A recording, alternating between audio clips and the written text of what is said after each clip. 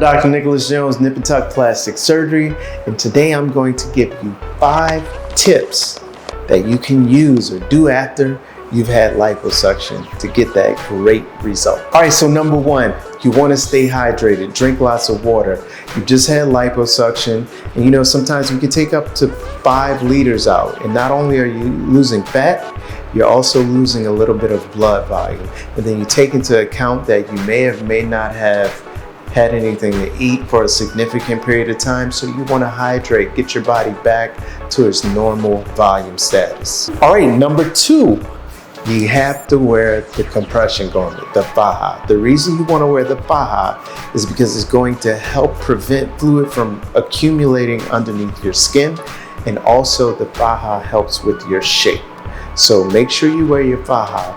A key to wearing the faja, I like to use layers. So wear a tank top underneath your garment. Some people like to use foam. If you're using the foam, make sure it's not bunched up. And also with the garment, you want it to be flush with your skin. Anytime the garment is bundled up or bunched up, it can cause some uneven compression, and the uneven pressure can cause injuries to your skin. Number 3, go ahead and get that massage scheduled before you have surgery. You want to have your post-operative massage within the first 36-48 hours. I usually wait, maybe you can wait up to a day, because I don't want you to end up going to the office or going to get a massage and passing out because you haven't been adequately resuscitated. So get the massages.